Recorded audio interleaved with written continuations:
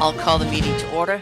Before we get started, let's introduce everyone on the meeting. I'm Sandy Brock. When I call your name, please confirm that you can hear me by verifying that you're present. So, starting with the commission, Travis. I'm here. Thank you. Jonathan. Present. Thank you. Amira. Present. Thank you. And Noah. Present. Staff, Leah. I'm here. Thank you. And Jan. Present. Thank you very much. All right. This open meeting of the Conservation Commission is being conducted remotely via Zoom pursuant to Governor Baker's March 12th, 2020 order, as most recently extended on March 28th, 2025. Access information for the public has been provided on the town website. This meeting is being recorded. Please remember to mute your phone or computer when you are not speaking. This is done on the phone by pressing *6. As chair, I will introduce each speaker on the agenda. Please note that you will not have screen sharing privileges, but staff can display any visuals per your cue. During the periods of public comment, participants must use the raise hand icon in the Zoom menu bar to indicate they would like to speak. This is done on the phone by pressing *9 and then *6 to unmute when you are called on. Participants who raise their hand will be recognized one at a time and will be promoted to speak. Finally, each vote taken will be conducted by a roll call vote. As a reminder, the Commission is concerned with state and town wetlands and stormwater regulations. Concerns outside of this purview need to be addressed to the appropriate boards. For example, road conditions must be addressed with the select board, and traffic concerns must be addressed with the planning board. All right, Leah. So, do we have these are continuances, right? Correct. Where would you like to start? At the very top? Sure. Or do you want to? Yeah, okay. So we'll start with 1 Hawthorne Street, 215 Worcester. Yeah. Everyone's here just for that? Before you start reading, Jan, if you can just promote or allow to talk on Brian's iPad, he's in the attendees. Sure. All right, Sandy, take it away. Okay. First one up. Pursuant to the Massachusetts Wetlands Protection Act, the Grafton Stormwater Management Bylaw, and Grafton Wetlands Protection Bylaw, Conservation Commission will hold a public hearing to act upon a notice of intent application for Grafton Stormwater Bylaw permit and application for Grafton Wetlands Bylaw permit for the redevelopment at 215 Worcester Street and 1 Hawthorne Street. And who's here to speak to that? Good evening. For the record, John Federico with Guerrier and Helmon. And as Leah had mentioned, Brian is also here with us as well. You have the floor. All right, great. Thank you so much. So I believe since we were at the last meeting, pretty much we just wanted to get in front of Graves for some peer review and any sort of feedback on stormwater and some of the other site plan comments. So we did receive some peer review comments from Jeff Walsh of Graves. Nothing significant came out of those comments relating to stormwater. The only particular question or concern that he had expressed was just the storm rates that we were using. We were using Atlas 14, which is generally accepted in most parts of the state. We were asked to update that to the NRCC Cornell methodology, which had some slightly more intense storm events. That is going to be conducted for both the pre-development and the post-development. So other than just our values changing to a slightly higher number, there really isn't any sort of change in the actual function of the stormwater system. We did get those corrections handled today, and Jeff Walsh did acknowledge that he did receive the updated stormwater report for the NRCS or NRCC Cornell methodology. We're just waiting official response back from him if he had a chance to review and if he had any other comments. Outside of that particular comment on stormwater, Jeff did have a couple of minor points on denoting uses on the building for the plans, adding some signage to denote a one-way drive aisle, so nothing affecting the conservation side of things. We will be having all of those comments fully addressed and submitted back to the town. Copies will go to the Conservation Commission tomorrow as a part of our planning board submittal for next Monday's meeting. All right, thank you. And we switched to the Cornell many years ago, and we've been waiting patiently for DEP to actually issue their new stormwater requirements, which started about, well, 5 years ago. So, but anyways, it's, you know, it's, yeah, it is, Cornell's a little bit higher numbers, but as you said, it's both pre and post, and they will get updated as soon as the new regulations come out, but we don't know when that's going to be. So, And I do apologize on my end for not catching that initially with it. As far as everything goes, there wasn't any extreme changes with the values. A couple of tenths here or there on all of our pre and post runoff rates. and it usually carries both in existing and proposed. So that's cool on that. All right, Leah, any kind of updates as far as anything else that we got from Graves or anything else that we had outstanding? So I did email Jeff today about that that one comment for the revised calcs to ask him and verify that it wouldn't result in a change to the design. It's just something we needed administratively. And he confirmed that that's the case. So if the commission's comfortable, I think we could still close and not consider that outstanding. The only other item we have yet to take care of is voting on the waiver for work in the no disturb. I do think I read through findings and conditions last time, but I'm happy to do so again if you guys want me to. Probably not at this time. I mean, I think we covered a lot last time. I'm just going to go around the commission to see if anyone else, based on what Leah's report is and based on the information that we just received, does anyone else have any other questions? So I'll go around. I'll start with Jonathan. No questions. Noah, No questions. Amira. So I actually do have a question. I apologize. I hadn't thought of it during the last call. But I know that there are a couple of islands that are planned in the parking lot. I was just wondering what plants you guys were planning to plant in those. So with regards to that, I don't recall what they specifically were off the top of my head. I do know our site plan set does include a landscaping plan that does have those specific types called out. I believe it might be sheet 6 or 7 if somebody might be able to possibly flip over to that one. Generally, it's going to be a grassed area, and I believe we were trying to incorporate one larger tree and some smaller shrubbery in there just to kind of help keep it green.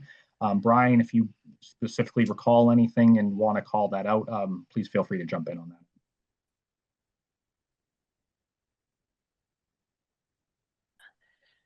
So Amira, does that help? So basically looking at the tree species, they're looking at both the red maple and ginkgo, and then there's various shrubs that they're also, so yeah, it's pretty standard. I give them credit for putting the trees in. So Yeah. Just to speak on that, it looks like if I'm reading this correctly, we have a ginkgo that's being proposed in there, as well as some tater tot arborvitaes for some smaller. okay. Got it.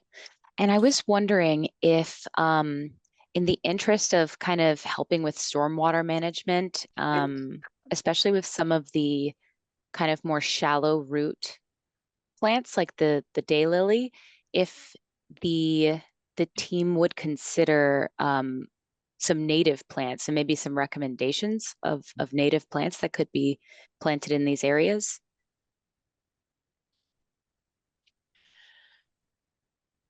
So go ahead. I mean, I can talk to a couple of the plants and so forth, but as far as all what's native and what's not, John, if you want to kind of chime in on that. Yeah, I was going to turn that one over to Brian. I know he's been working with a nursery on trying to find plants that would be suitable for these type of conditions, with the fact that we're not trying to have deep roots and any like really deep water because of the soil conditions out there. So I know we've gone through a couple iterations there. Brian, I don't know if you want to speak anything more specifically on that, or if you would be against any other native type of species as a possible option for those.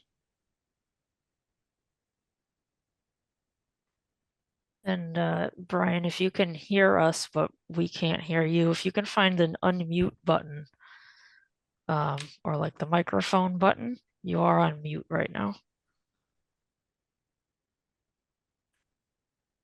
How's that? Perfect. Okay, sorry about that, guys. Prior to this, even the last meeting, I was raising my hand before without realizing you hit a button to do it, so. But I'm learning. But yeah, as far as the plants, we're certainly open to some suggestions from the commission. That would be terrific. We were looking for things that were salt tolerant because of the proximity to the roadway, and wanted to make sure that things were going to survive, that we weren't going to have a bunch of dead plants out there between the grasses and various things. But we are planting a fair amount of grasses. I do love grasses. I know some people don't care for them, but there's some beautiful species out there. So, but definitely open for suggestions on anything. So Amira, do you have any kind of like, I know that the red maple is native. Ginkgo's an interesting one because it's like it was here at one point and then it did not, and then it got reintroduced. It's got a really interesting, the arborvitaes, I don't know the different, you know, variation of the arborvitaes, what is and is not, you know, native. Hydrangea, again, once you get into the herbaceous stuff, I mean, there's so many different things. I'd have to look up a list or something. So I don't know if you had any suggestions. So I had a few. So there are some native dogwoods that might be good to consider. So I could, should I email a list or should I just read them Yes, out? if you So the could, that would gray be helpful. dogwood. That would be helpful if Okay. you could do that. Yeah. Okay. So just understand there's a lot of dogwoods that have disease problems. There is. Only because I happen to have a Korean dogwood in my front yard, and the only reason I have that is because the American varieties had, I forget what it was, but there was an issue with those. So, but I don't know. Again, I am not a botanist, so I'm just based on my experience and exposure to different stuff. So, but any other suggestions? Yeah. So as you mentioned, the red maples are native. The ginkgo is questionable. There's also there's hackberry, which is pretty tolerant of urban conditions. What is it referred to again as? Hackberry. So Celtis occidentalis. But I could also send this on a list. Yeah, if you could. There's also, for plants, there's also black-eyed Susans that are a Yep. good option as a decorative Sure. plant, or purple coneflowers. Those are also native and those are quite pretty. Mhm. Yeah, we've got a couple others. I don't know if anybody on the commission has any other ideas for maybe alternatives. So I do also have some grasses, like little blue stem is a native grass that might be a good one to consider. I have a general suggestion on a condition if you want to Mhm. wait for my turn. Like, well, It- I mean, one thought would be like, what if we said like 50% of the plants would have a native, the genus would be a native species or something like that, which would give some options Right. for the designers. Because like some of these species have pretty significant tap roots, like ginkgo's got a heck of a tap root. So I don't think the root depth is a concern. So I think, and I'll go to the applicant, and it sounded like that you were open to, you know, considering different, you know, plant species and so forth.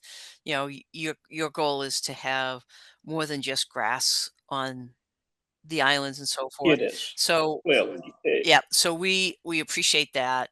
And to Amara's kind of suggestions, if we can go more with native plants, obviously natives are going to provide more of some sort of um, benefits to wildlife and birds and so forth, as opposed to sometimes just an ornamental plant that is not native and so forth. I know Travis probably has a lot more based on his background and his knowledge, but I think because the They also applicant is, they go ahead. also help with stormwater management as Yes. well. They do a pretty good job of helping to keep water in the soil. Yeah. And they're also pretty good at living here. Right. So once they're established, they require a lot less work to maintain.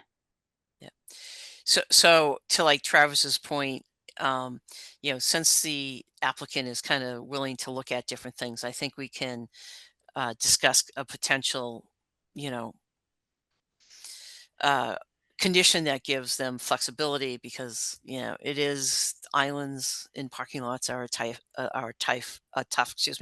tough condition. So but you can still have a lot of vegetation in those, so give a little bit of flexibility, but try to you know give them a goal of at least 50%, to Travis's point, and maybe more than that. So mhm. Yeah, that sounds good to me.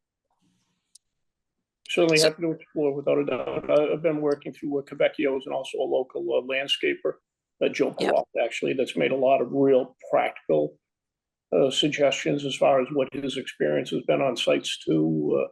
A lot of times people put things that do not survive well in certain conditions. We're going to try to utilize minimal water. I do not want to be watering. I have no intention of putting a sprinkler system in. Some of the No. beds we had Native suggested plants are great for that. yeah, and through the planning board, we suggested more than grasses in certain areas to put in crushed stone, which will take in more and leave less for the plant life. So it's we're definitely on that mindset of the water aspect of things. The only thing I say, as far as the crushed stone, just be careful, because it heats up, and so you have Mhm. potential if you have plants in the stone. Right. So, um, anything else, Amira? Nope, that's it. Thank you. Travis, you want to expand on what your kind of thoughts were?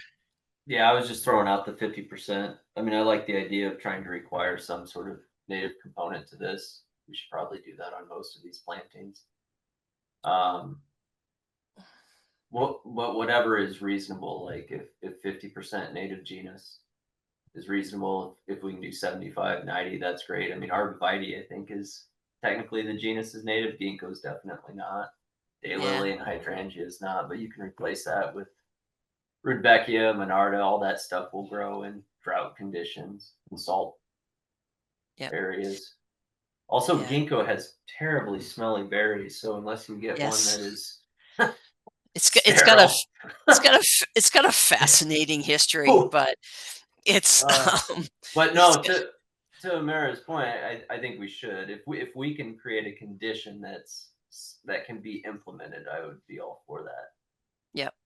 Yeah, and I think we could make it somewhat flexible, and especially because the applicant is more than willing to kind of look at that, and then use it as kind of a case study on just what the options are.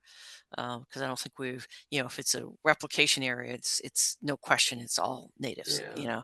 This is a little bit different, but I totally agree with Amira's kind of approach. Something That like if the condition could be 75% native genus plants are utilized, and they send that planting plan to Leah so that they can confirm something like Yep. that, so that we don't have Yeah. to come back.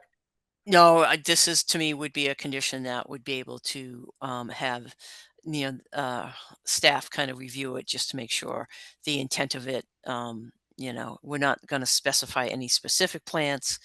I think we'd be happy to suggest some of them, but if they're working with some folks now, I'm sure they'll know exactly what native plants are available that are appropriate for the site. So, If Amara, that works, That works. Thank you, okay. guys. I think that's a good idea.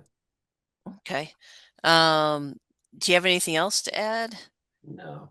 Okay. And now that I've totally forgotten who I went through, Jonathan, did you have any, Noah, do you have any questions or comments? No questions. Okay. I think that's a good suggestion. So far, based on everything that we've seen, we've got a few things that we have to take care of. I don't have any other comments or anything. So the things that we need to do is kind of, uh, first of all, go through the waivers, go through the waiver, have a vote on that. Then we can talk about the findings and special conditions.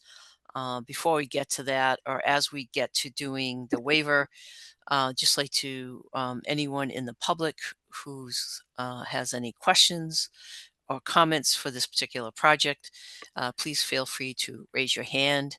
At this time, we're just going to be moving forward with, and there goes my screen being blanked because I haven't been using it. Yay. And we can go through the waiver request and have a vote on that. So first question is, would someone like to make a motion on the waiver for the work within the no disturbance? I'll move to grant a waiver for work within the no disturbance for the project as discussed. 215 Worcester Street. 215 Oh, Worcester Street. Thank you. Okay, no Second. problem. We got a motion and a second. We'll do a roll call vote. Travis, you're right up front, so you get to go first. I'm a yes. Amira, you're also right there. Yes. Jonathan, Yes. Noah, Yes. I am also a yes. It carries unanimously. All right. So, Leah, you want to just go quickly again through our findings, just so that when we go to the next step, everyone has a refresh on that? Sure. It's really so you can say so moved, isn't it? Yes. So findings I have that we would be approving impacts, the following impacts: 400 linear feet of bank to replace the pipe, and this is just temporary impact. And the stormwater standards under the state and the bylaw were met to the maximum extent practicable through less impervious surface overall, porous surface under the play area, pavement disconnection with landscaped areas, a new sump for TSS improvement. And we're also noting that groundwater recharge is not feasible on this property due to active management of underground contamination. And for special conditions, in addition to the 50% native genus plants in the for the planting plan, the work to replace the pipe shall be completed during dry conditions and shall follow the sequencing details submitted. If the contractor needs to make changes to the sequencing, they'll submit that plan for approval. And if dewatering proves to be necessary, they'll submit a detail for that as well. We want a copy of the SWIP, and snow shall be stored within the amenity spaces associated with the buildings or trucked off-site in accordance with DEP's snow removal policy. All right. Thank you for that. I At this just time, wanted to, I thought Travis had said 75%. he started with 50%. I've So been where did we whatever land? works. I Um, mean, I think they're technically close to. They're already at almost 50% because we've got Cornice, Thuja, Acer. So if we could replace a couple more, we're at 75. So I probably said 50 before I started looking at the scientific names. okay. So first, just to for full disclosure, as far as the applicant goes, is do you think you would be able to do 75%? I don't know. I'd have to defer to the experts on it. I know what I like as far as visual and what's fairly well, but I would assume so. I mean, I'm certainly going to I try. think you could. I'm I going to think so, certainly too. try to achieve what you folks desire. So Okay. I mean, Leah, you can. I'm just trying to think. It's a condition. We need to be specific. Yeah. I think this 75% is reasonable. And then if for some reason, based on who you're talking to, and if they're saying these are the reasons why we can't get there, that can be something that our, our staff could kind of look at, and be able to take care of. Okay, 75 it is. Okay. Andy, Thank you. could I ask Yep. a question on that? And maybe it's a question for Travis or Amira, but would the native plantings, so working in construction and dealing with planting seasons, there's certain windows, would that affect schedule or something where this is trying to complete? And if the applicant's trying to procure the native species, if they're not in the proper season or whatever, if there's something that he can procure, would that have an impact where I just wouldn't want to be too, I get that if we're close to 50% or whatever, that sounds like a reasonable thing, but making him stretch for something that may throw his project off, that would be my concern. Would be, are these plantings readily available when, year round? Are they grown in greenhouses, or are they grown because they're native plantings in certain timeframes, where only in September can you get these plantings? And if he's trying to close the project out in June or May or something and put these plantings in, is he going to have to wait? How does that work I don't when it think- comes to availability? I'll I let mean, Travis kind of respond to that. Yeah, I have my own take on it. If we're talking about like a wetland restoration, there could be some consideration if you're doing like seeding and you need certain native plugs, like it's a large area, but something this size, I don't think it's an issue. Yeah. I mean, you can go to most nurseries right now and buy Rudbeckia, Monarda, Okay. coneflower, and replace like the daylilies, and you'd get I think personally it'd look better than daylilies. Yeah, and like the Acer, the red maple, I mean, that's already a native. So along with the thuja, I mean, that's just a variety of thuja. So the arborvitae. So I don't think we're being restrictive.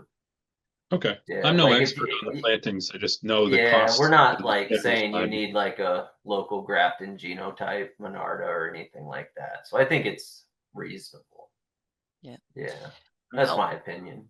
Yeah, I'll let the applicants, rep, John, if you had anything to add or any kind of, take on the plants. Oops. Okay, not sure if you heard me there. And I think he deferred last time to Brian because he's looking more at the total project, not at the plantings, but Okay. that was what he stated before. Yeah, I think yeah. I mean, generally for plantings for landscaping, it all kind of goes on the same schedule. And it's not like if if you go, and this is an exaggeration, if you went from a red maple to some sort of oak or something, they're not that different in the planting seasons and those type of things. So, not that I would suggest an oak, it's just a comparison. So. And again, we appreciate the applicant be willing to look at this, and if it comes down to an issue, they can come back. It's the goal is to get to 75%, and I think that shouldn't be a heavy lift. So.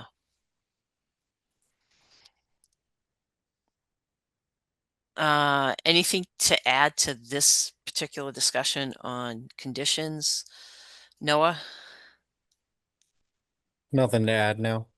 Amara, Nothing. Jonathan? Nothing to add. Okay, Travis. No, nothing else. Yeah, I have nothing to add to this. So, all right. Having discussed findings and discussed special conditions, I'd go back to the applicant. Do they have any questions on any of the special conditions we just talked about? No, I do not. All right, thank you very much. And oh, by the way, when we ask for a copy of the SWIP, which is done under a different federal regulation, we really are not going to review it. It's really for our records because that's what you're supposed to be following for erosion Mhm. control. So we like to get a copy of it for that reason. Absolutely. Leah, anything else to add? Nope. Okay, so we discussed our findings, we discussed special conditions. Can I have a motion to close the hearing and issue an order of conditions I'll with the move to above, with the close above the, findings and conditions? I'll move to close the hearing for 215 Worcester Street and 1 Hawthorne Road with the conditions as discussed. And issue Second. the order of Yeah. conditions. Yeah, in findings. So we have a motion, and I believe Jonathan jumped in, and we have I'll add my second after the complete motion. Sorry, Travis. No, Yeah. that's fine. So we have a motion and a second. We'll do a roll call vote. Jonathan, since you're looking at me now, you get to go first. Yes. Noah, Yes. Amira, Yes. Travis. Yes. I am also a yes. So that's it. Good luck, and please just reach out to Leah or staff about the plantings. Hopefully that is an easy lift. Terrific. I appreciate everything in your consideration. All right. Have a good one. Thank Good you, luck folks. on this. Yep. Thank you. Bye-bye now. Thank you all. Bye. Appreciate it. Okay. So want to just take care of the continuance, Sure. please? Okay. So continuance. All right. This is for 162 Old Upton Road. Okay. Pursuant to the Massachusetts Wetlands Protection Act, the Grafton Wetlands Protection Bylaw, the Conservation Commission will hold a public hearing to act upon a notice of intent and application for Grafton Wetlands Bylaw permit for widening of a driveway at 162 Old Upton Road. The applicant has requested a continuance until, I need to go back to here, until God, it's November, really? Yeah. November 18th. Sorry, I had to pause for a second. So do I have a motion to continue the hearing to November 18th? So moved. Do I have a second? Second. Motion and a second, roll call vote. Let's go the other way this time. Travis. We do have a Yes. hand raised. Oh, okay. Hi. Yes. Yeah, yeah. My name is Uday Silva. I am a secretary from the Buddhist Vihara. I just want to know. I have a small question for you.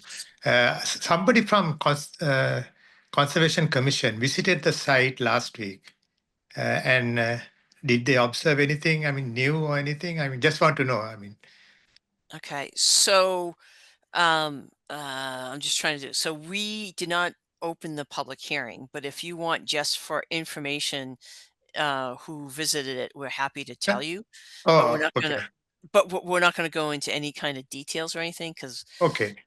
based on the open meeting law, we can't do any kind of deliberation outside of a hearing. So, Okay.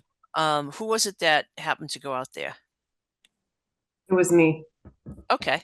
Oh, so that was staff. Mhm. So that was one of our staff folks who went out there. Happy to, you can give a call for staff and they can tell you what they were looking at and so forth. So I see. Okay. it wasn't actually a member of the Conservation Commission. It was staff, which is routine for them to do site visits on all of our permits that have been submitted. Okay. Okay. Thank you so much. Okay. Not a problem. Other than that, we were just about to vote for to extend to continue this hearing until November 18th. So let's start again. So I'll start the other way this time. Travis, Yes. Amira, Yes. Noah, Yes. Jonathan. Yes. I am also a yes. It's unanimous. The continuance to 11/18. Thank you. All right. Next up, action items. Are you asking me? I was just supposed to say, just go through the list. Sure. Okay. So the first up is the 2026 meeting schedule.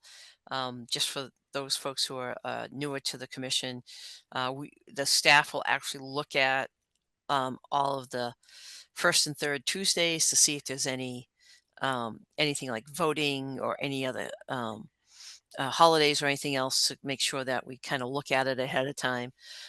This year happened to be a fun one for having to kind of rearrange some of the dates.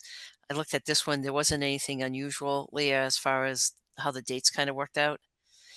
Yeah, 2026 shook out pretty standard toward the end of the year. I think we ended up with one in December, just like this year we have one in November.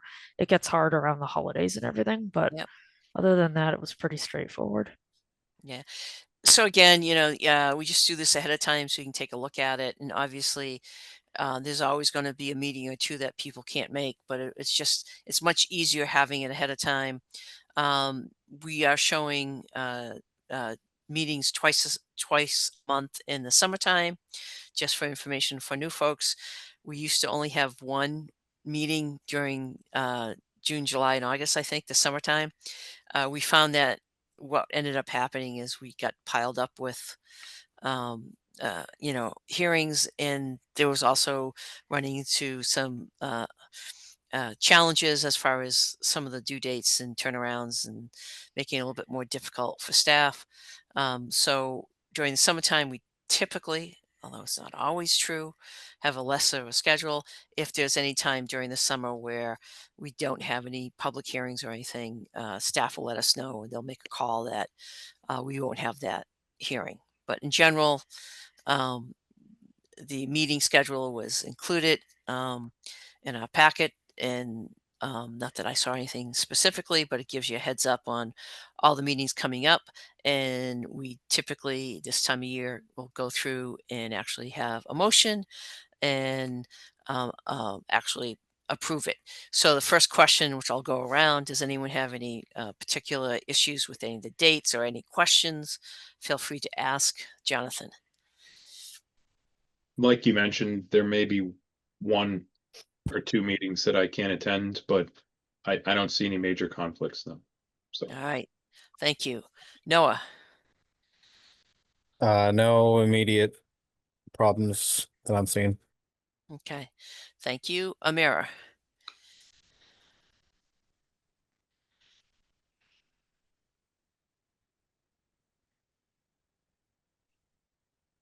Did you guys hear me just now? No. Oh, I unmuted myself on Zoom, but it didn't work. Anyway, Okay. no problems. Okay. And Travis. As long as we don't go back to once a month in the summer. This is No, great. It was Just want that on the record. Yeah, no, it actually worked for a couple years, but then we got slammed, and so I'd rather have them scheduled, and then if we have to, we don't have it if we don't have a hearing. So Yeah. I'm on board. No issues with this. I'm on board with you on that one. That was not fun for anyone. Okay. I also have no questions. I skimmed through it. I didn't see anything that kind of impacted, and we all take vacations. We all have other commitments, and it's not unexpected if you miss a meeting or two. But anyways, that's just to give you the heads up. All right, Leah, anything else we should talk about the schedule, or should we have a motion and a vote? Just a motion and vote.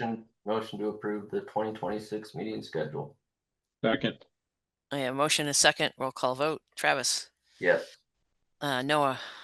Yes. Amira. Yes. Jonathan. yes. I am also a yes. Thank you very much for staff for doing it not just ahead of time, but enough ahead of time that we all have an opportunity to look at it. So you only have here down only February's meeting minutes. We got 2 in our packet. Yep, I had the other one down under the 48-hour window in my report. Oh, okay. Oh, I didn't look there. Okay, sorry. So we have 2 meeting minutes. Was February an update or something? We're still catching up on a little bit of a backlog, but Okay. we're nearly there. Okay. So we had 2 meeting minutes. Did anyone have any comments or revisions to either the February 4th, 2025 meeting or the April 15th, 2025 meeting? I'll go through real quick. Jonathan, Nope, no comments. Noah, Nothing. Amira, No comments. Travis? No, no comments. All right. Do I have a motion? Motion to For- approve the February 4th meeting minutes And why don't you throw the April? and the April 15th. Thank you. Second, A motion and a second. Roll call vote. Travis? Yes. Amira? Yes. Noah? Yes. Jonathan? yes. I am also a yes. Okay. Last one up. I'm just scrolling a little bit. Last thing up is the certificate of compliance for 4 Hudson Ave. Yeah, Do you want to this, just kind of give a recap? sure. 4 Hudson Ave was a rebuild. They tore down an old single family house, built a new one. We as staff, we went back and forth on a lot of conditions with them to try to wrap this up. The only thing left that I want to put on the commission's radar is the boulders they needed to mark the no disturb zone with. I was questioning the size, especially these ones you can see in this picture closest to the road. And are those, substantial enough that a homeowner won't just move them and turn that into more lawn or another roadside parking space or something? When I raised that point, they provided other photos that you might have seen in Dropbox of like a sampling of the boulders on a scale to show that they're like hundreds of pounds. But to me, those are the ones like out back, not these up front. So I didn't know if you guys were finding this adequate. They are pretty close together for the sake of a mower getting through, but I didn't know if you guys felt like someone can just roll a few of these away and do what they want, or if we're ready to wrap this up. I'll go around. I kind of have my own opinion, but I'll go around and see what other folks have. Jonathan? Leo, what size are the normal boulders that we see used in this application? Are they these? I agree with what you're saying on that front row. Maybe they get larger as you get back further along the property line or whatever the no disturb line, but these look like a wheelbarrow and a person can pick them up and move them around. Like, so I have the same concern that you have, which is someone's going to modify them, but are they normally triple or quadruple? Do we have a typical size that we see? I know we probably don't dictate what the size is, but do we have a typical size that we see? Yeah, I'm trying to, my files are not really cooperating in the background. I think Or we like usually weight set the weight. or something? Oh, we set the weight. Yeah, typically on stone, you set weight. I want to say we say 250, but I'm trying to find that real quick. May I speak? This is Lou Amarati, the project manager for that. Sure. Just if you could hold on just a moment, we'll ask. But right now, I just want to go around to the commission to get their input. So thank you for speaking up. We'll definitely get back to you. It is 250. Okay. Okay. I have the same concern you have, Leah, in terms of the size, if they're less than 250 pounds. So again, just going around to get the input from the commission. Travis, any kind of questions or?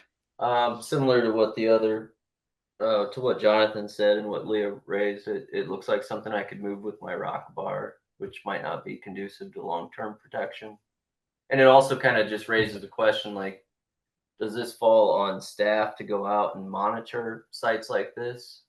I'm not sure that's fair. So it seems like this should be a more permanent feature that prevents encroachment into the wetland and the no disturb.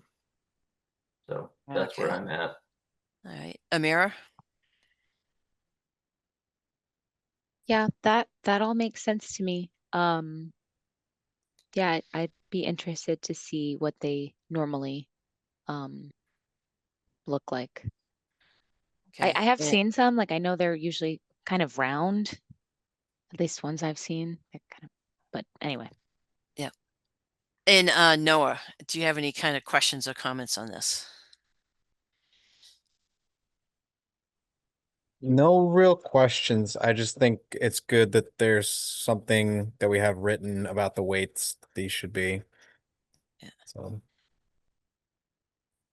So kind of, and I don't disagree with what anyone's saying here, and it's just like, I think it's for us to kind of really figure out just um, how much we actually, does every single stone need to be at least a minimum of 250? The only, I do like how close they are together. Yeah, they don't look like they're quite all meeting the 250. I guess the other thing, just to think in a kind of a different way, is that, like, as an example, we do not dictate um, what that barrier is, meaning it can be the large stones, boulders, whatever you want to call that. It could be a split rail fence. It could be, the signs are shown in the photos, that type of stuff. But we try to kind of give, the flexibility to the homeowner, not dictate it, which is in this case here, if they choose to do boulders and so forth. So my question to you, and I think it was Jonathan who said, is it up to staff to kind of police it to a certain extent? I mean, this is a continuous order of condition that stays with the property, that there's a line on there. I always like to think of it more broadly. If you put a split rail fence there, what prohibits a homeowner, and especially it's usually not the original homeowner, the homeowner that actually did the order of condition and then had to do whatever we're asking them to do. You know, split rail fence, who says they can't go out and take that down? So I just think we need to be, you know, just more, how this particular one, how does this also apply to other things? And thinking about this more broadly, and to kind of come with the right approach and be consistent, because this will come up again. And whether it's the size of the rock, or it's someone puts a fence in and someone takes it out. So, Amara, do you have something to add? Yes. So I'm wondering if, rather than considering replacing or having larger rocks, since they are in such close proximity to each other, could we potentially have the alternating rocks be the correct size? I feel like that would be less work on the homeowner's part, but would still do a pretty good job of preventing someone from just moving the rocks and encroaching on that space. So we do have the applicant's contractor on the call, and I just wanted to get everyone have their kind of take on it, and not that I'm disagreeing with anyone, but we need to make sure that we think of every single time we ask for a barrier, it's on the homeowner to maintain it. And obviously, if something's 100 pounds, you go out there and lift it up, or put in a real, yeah, I get it. My next door neighbor has a little backhoe. He could move everything. So, but that also could happen with split rail fence and other things. So let me go to, I think, Lou, you were the contractor. If you have anything to add to this discussion at this time. Yeah, hi, thanks for letting me add. I appreciate it. So the pictures that you have of the boulders on a scale, those boulders are from the row right along the side of the driveway, closer to the road rather than the back, and they're fairly representative of the boulders primarily that were used. From personal experience, yes, you can move a 250-pound boulder with a bar and a wheelbarrow. 250 pounds is not a big stone. I think if you're looking for and I just want to make this as a recommendation for you, if you're looking for a larger boulder to be in that place, then I would recommend you go with a number larger than 250 pounds in your future order of conditions. Yeah. So I appreciate the input and so forth. So, Travis, you got something to add? Yeah, it's just probably something as a commission we should discuss so that we're consistent. I mean, Yeah, you're right. Like a fence, an even bigger boulder. I could rent something from Koopmans and I could get it moved if I needed more parking space. You know, I did see, not to get off on a tangent, but when I was at the conference last year, there was a town that required a plaque be installed in the garage for new properties that listed out all of the conditions. And it would sketch out like, here's your no disturb, like on a small map, something that's more permanent to try to prevent, because like you said, Sandy, it's the folks who move in next who might cause Right. the issue. So in this situation, I'm probably okay with what they've got. But And I appreciate staff bringing this to us Mhm. because it's definitely, I think, we try to, we've had bad experiences in the past. yeah. We're trying to provide some sort of barrier. We're not trying to tell the homeowners what to do, but we wanted something there so someone goes, why are all these rocks here? And then, you know, the signs are shown in the pictures and stuff like that. I mean, those signs are, they're on purpose, not very large. Um, and someone who understands what's going on and sees it will react to it. Travis, is your point about how do we do continuous, Yeah. conditions and make sure it gets communicated to, subsequent homeowners and so forth. I've heard some different ways that different commissions do it. I think it's probably a good idea for us to think about those type of things. Haven't heard the in the garage thing, but I've heard different ways that anytime the property changes hands, they have to have there's a form that has to be included in that. Like when you do all Mhm. you do all your transaction when you buy a house, you sit there with the attorney, you go through all those. Those are type of things, I don't know how successful they are. I don't know if like putting something, in the garage would be, in a You could someplace. remove it. Yeah. So, so there's like to me is like I'm very open to trying to make sure we communicate these stones are here for a reason, not just because, it's to protect the wetlands in the buffer zone and things like that. So One more thought, and then I'll stop. Is like maybe in this situation, for future ones, we like request some sort of an educational plaque that's like, this is a protected wetland, as opposed to the smaller signs that go on the T posts, which they rust, they fall over. Maybe yeah, some sort of more permanent sign in a prominent location we could consider yeah, as a commission. So, yeah. but in this situation, I think I'm okay. Okay. Um, Anyone else, any other kind of comments? So I'll go around again, like Amara, do you have anything to add to this, or other questions? No. I'm kind of thinking to the future, and if Mhm. the weight of the stone is not sufficient, yeah, I could move, with a crowbar and stuff, you can move this onto a dolly or something, and yeah, Mhm. hell of a lot of work, um, but anyways, you can, as Travis said, rent a little, mini backhoe and move them. So, Yeah, um, I did appreciate the applicant's suggestion that we rethink the weight requirement, and perhaps bump that up for future yeah, order of conditions. And I really like Travis's idea of having a more permanent signage for future, obviously for future projects. yeah. It's funny because the fall conference is this Saturday at Devon's for MACC. I'll definitely, ask some different folks from different commissions what they're doing and check in with MACC about this specifically. So, very good. Jonathan, anything else to add?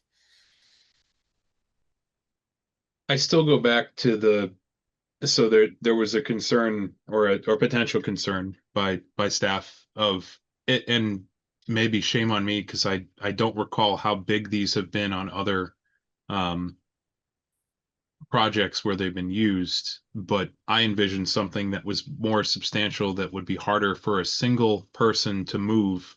Because again, if they're going to rent a piece of equipment, they're going to do it No probably no matter matter what. what, unless Yeah.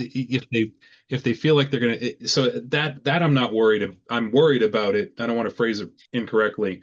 I don't want that to happen. But if they're Right. gonna do it, they're gonna do it. This is for like, hey, the homeowner moves in and they just shimmy these rocks 5 feet over, and they just Yep. that one person can go out there.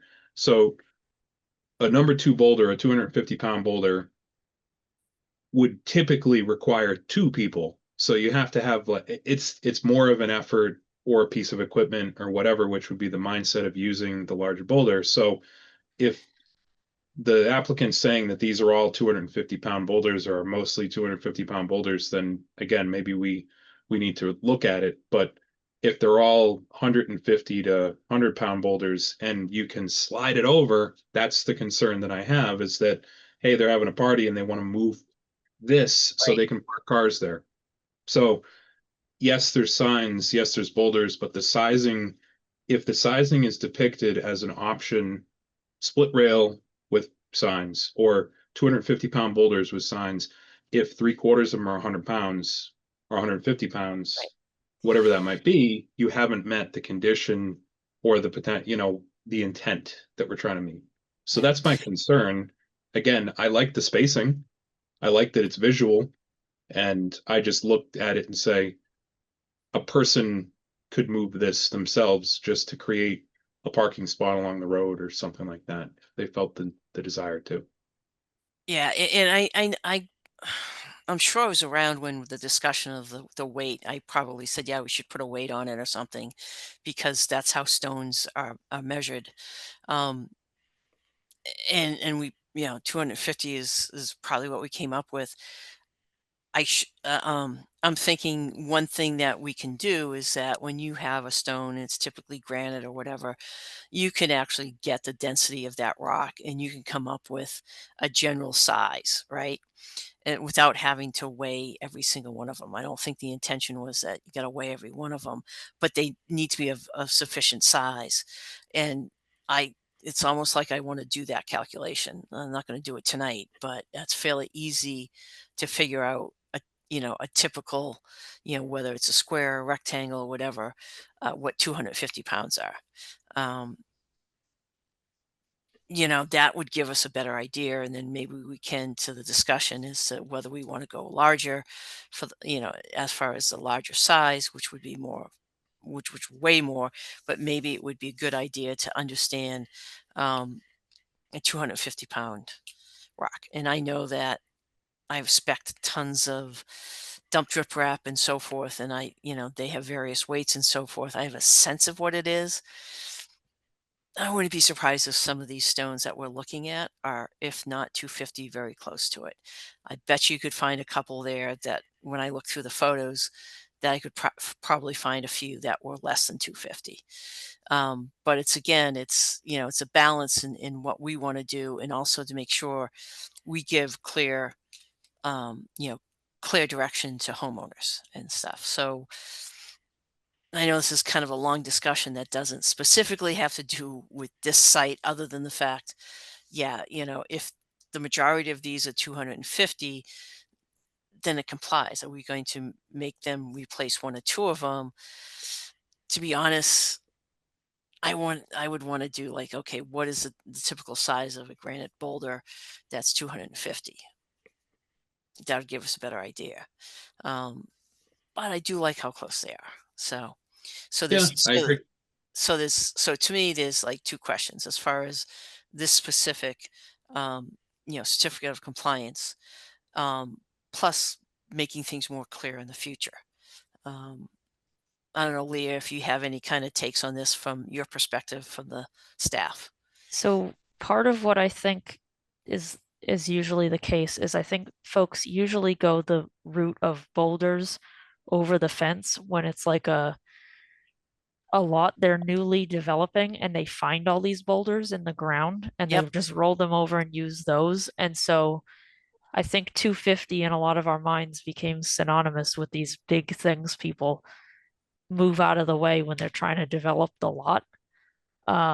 versus like in this case, this was an already developed lot. I'm sure they had to bring in a lot of these rocks. So when you just literally go to buy a 250-pound rock, it looks a lot different than what we're used to seeing someone who, developed a wooded site and found all these behemoths in the ground. Right, and they want to Sure. get rid of them. Yeah. Right. So I think maybe that's part of the disconnect. Otherwise, people tend to go the route of the split rail fence. So yeah, we can consider changing our sizing requirements going forward. Yeah. So just a quick look at a 250 boulder is somewhere between 1.5 and 2.5, meaning, length and distance and height and so forth.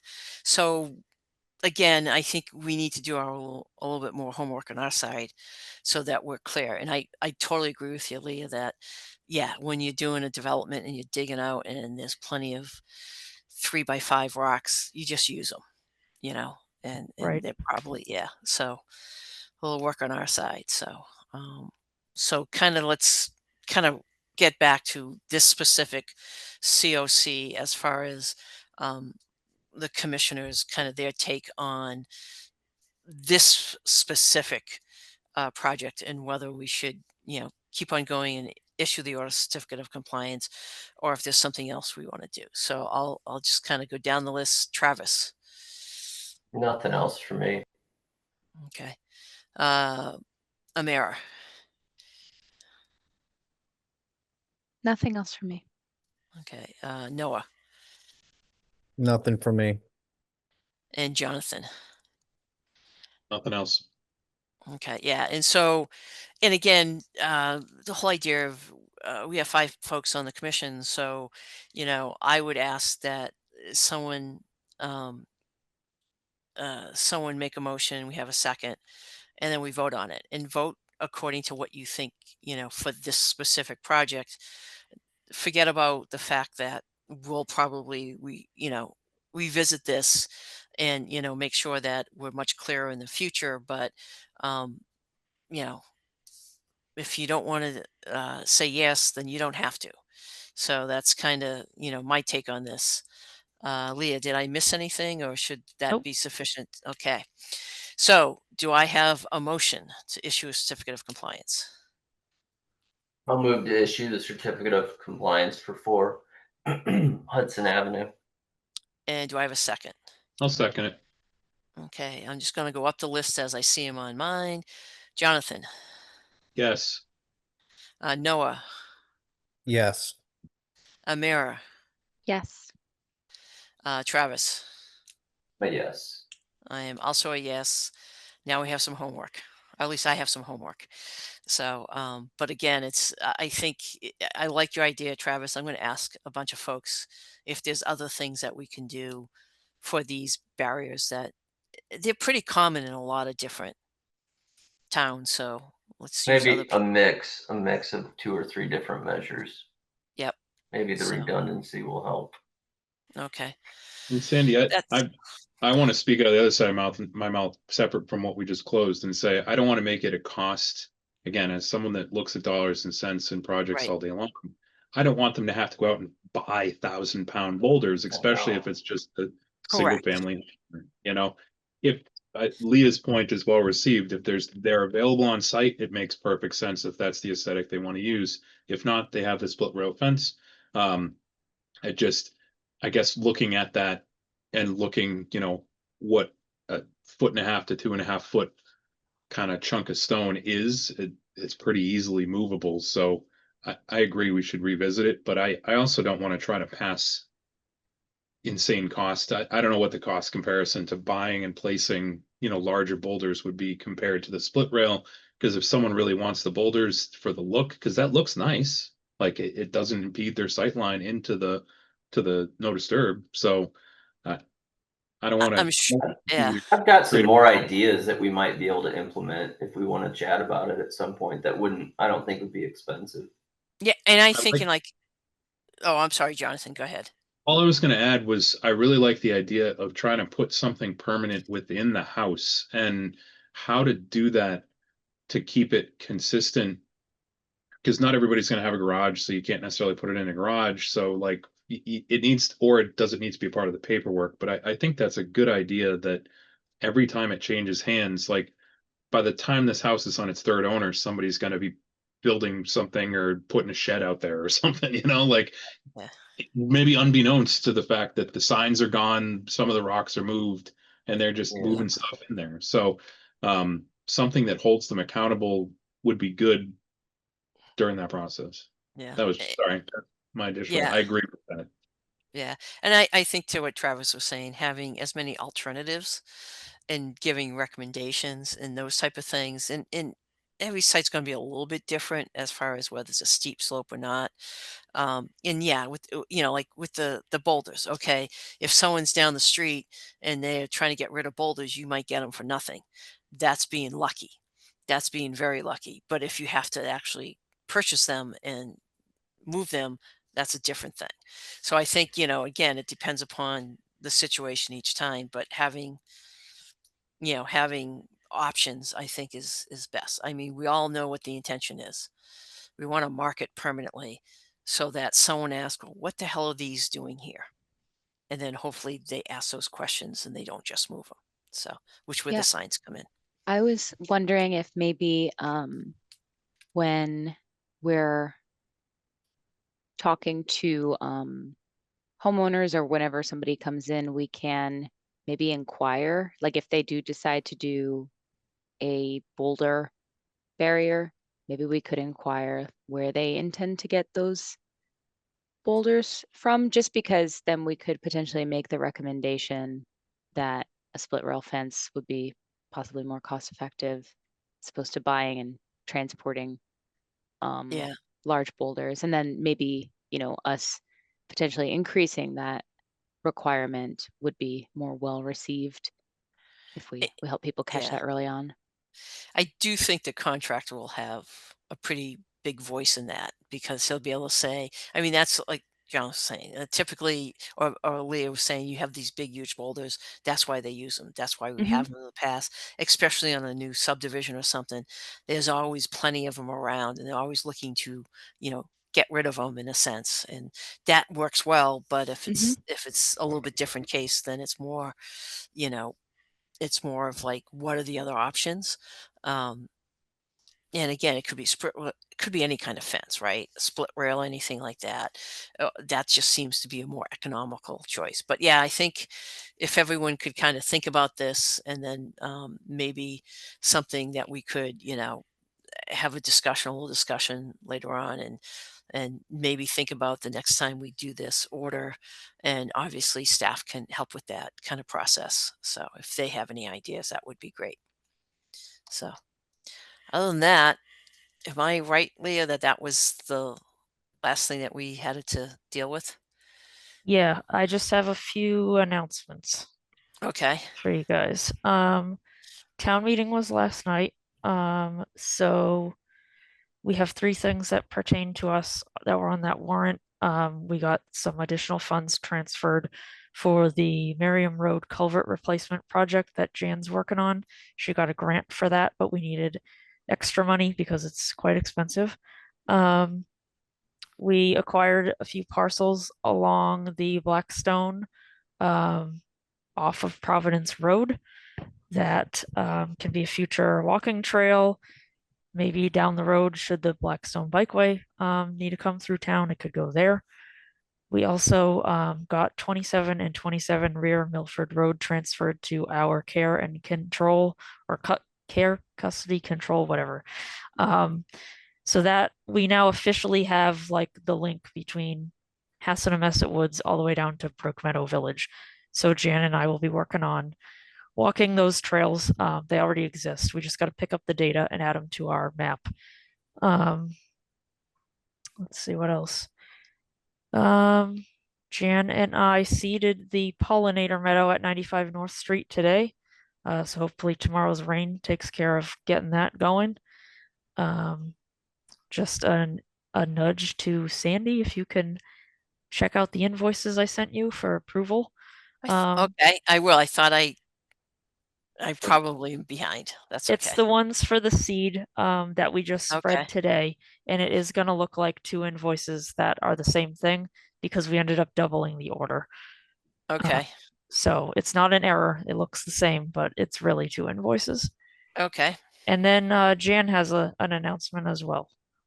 Yeah, so if you're not going to Max Fall Conference this Saturday, we're having our first volunteer pull day for the Weed Warriors. So we'll be at Merriam Road from 10 a.m. until 12:30, focusing on bittersweet and removing it from starting in the forest there. So we got the tools. We already have several people registered and signed up. I'm hoping to hold these monthly as weather allows, and then pick it up again in the spring. But yeah, we have our first volunteer pull day on Saturday. So there's more information on our webpage. I created a little sub page so you can find out more information and register there. All right. Sounds great. Obviously I cannot do that this Saturday. I have other commitments, but yeah, I'd love to do it sometime in the future. Then maybe in November and Yep. stuff. So and bittersweet is tough. Yeah, and that property needs some attention. So Yep. Okay. Oh, very cool. All right. Anything else, Leah? I am just realizing that we do not have another Concom meeting between now and the joint one with the select board. So I will be putting together like notes or talking points or whatever for you guys, and I'll circulate those ahead of time. But again, it's meant to be informal. They just want to know what we've been working on, how they can help support us. They didn't ask for, a slide deck or anything like that. But I'll be pulling together some information, getting that out to you guys, and we can determine how we want to present that. That's on November 4 in conference room A at 7 o'clock. Okie dokie. And I would just like to say thank you for whoever's sending out the invites to the meetings. That's much easier for me to track and much easier for me to find the link to open up things. So open up the Zoom. So I appreciate that. Awesome. So, okay. Anything else that anyone else have to say? Jonathan, anything else? Nope. Noah, Nothing from me. Amira, Nothing. Travis. Nothing from me. Hopefully I see folks on Saturday. Either you're hanging out with Jan or you're at MACC. Other than that, I think we have one thing left to do. Motion to adjourn. Second. We have a motion and a second to adjourn. Roll call vote. Jonathan, Yes. Noah, Yes. Amira, Yes. Travis, Yes. Leah, just because you're so involved. Yes. I am also a yes. The motion carries unanimously +1. So